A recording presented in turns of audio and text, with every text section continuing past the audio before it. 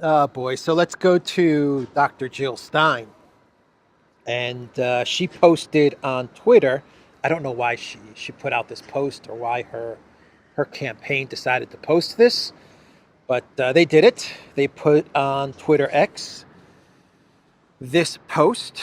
We condemn all war criminals, including Netanyahu, Putin, Assad, Biden, Harris, Trump, Obama, Hillary Clinton, Bush, Dick Cheney, and many more. We also recognize the urgent need for diplomacy to prevent World War III. And attached to this post is a lengthy statement.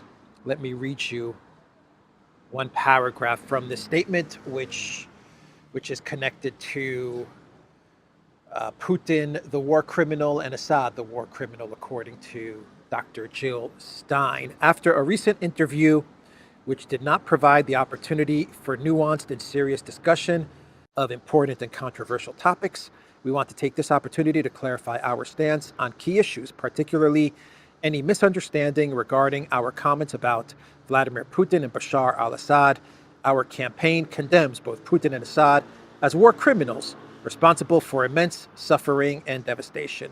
Putin's military intervention in Syria, supporting Assad's brutal suppression of the Syrian people's uprising, is a stark example of his disregard for human rights. What a dumb statement for the Jill Stein campaign to make. What a dumb, misinformed statement for them to put out there. And just like that, Dr. Jill Stein has exposed herself as someone who could never, not that she ever had the chance, but she has revealed herself to be someone who can never be president of the United States because she has no understanding of what happened in Syria. She has no understanding of diplomacy, and she has revealed, unfortunately, she has revealed that she is very susceptible to neocon collective West propaganda and misinformation.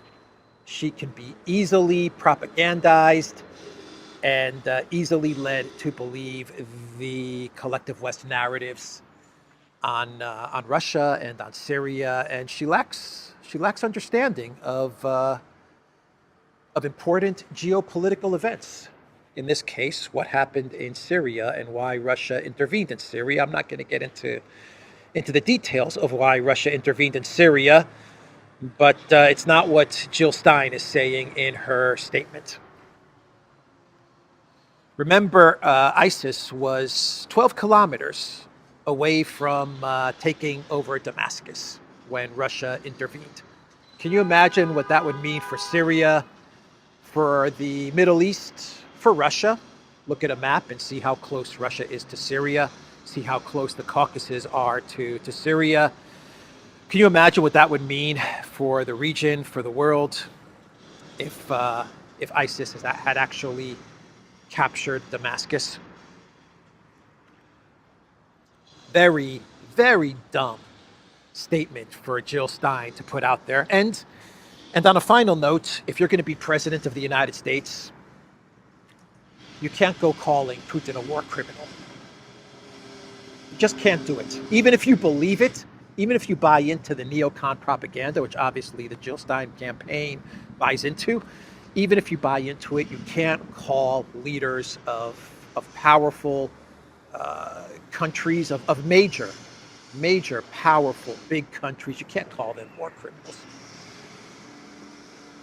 You really shouldn't be calling a leader of any country a war criminal, to be honest, or a dictator if you're the president of the United States. Even if you believe it, even if it's true, because, it's diplomacy. You never know when you're going to need to talk to these world leaders. So why close these doors by making dumb comments like that about world leaders, especially the leader of Russia?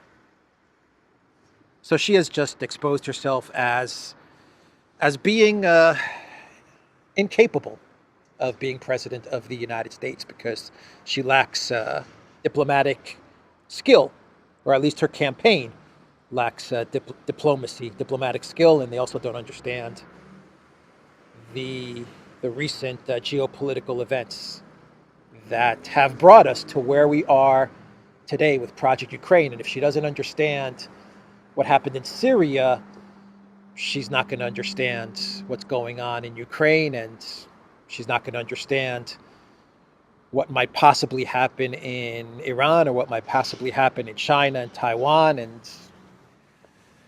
this was an unfortunate statement from Jill Stein. Very, very unfortunate statement for her to put out there.